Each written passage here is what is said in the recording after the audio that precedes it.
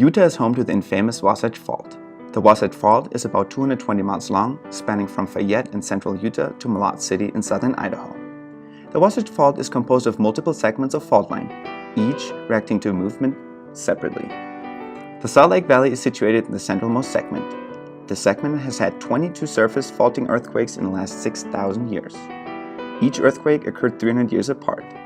The last earthquake along the Salt Lake Valley was 400 years ago, meaning the Salt Lake region is long overdue for a magnitude 7 or greater earthquake.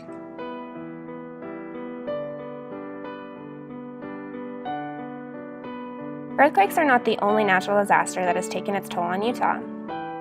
Droughts, specifically those in the Salt Lake Valley, have molded the current landscape. The Salt Lake Valley used to be just that, a lake.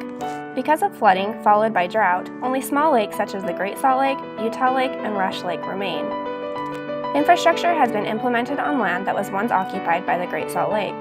Although the lake has receded, large amounts of groundwater sediment still remain in the soil. This poses a risk for residents because soil composed of groundwater sediments is prone to liquefaction during earthquakes.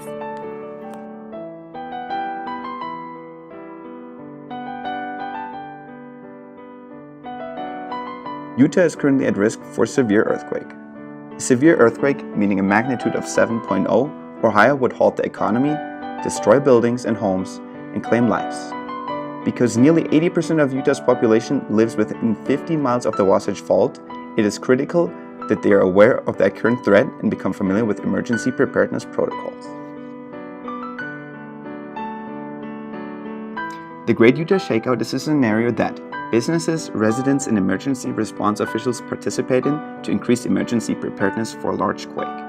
Fake scenarios such as these brace the community for a disaster and increase confidence in the valley's emergency preparedness skills. It is also important that each family discuss emergency plans and where to meet in case of such an event. In addition, it is recommended that residents have 3 days' worth of food storage. Taking the steps necessary to ensure residents are as prepared as possible is critical because it's not a matter of if a large earthquake will devastate the Salt Lake Valley, but rather when.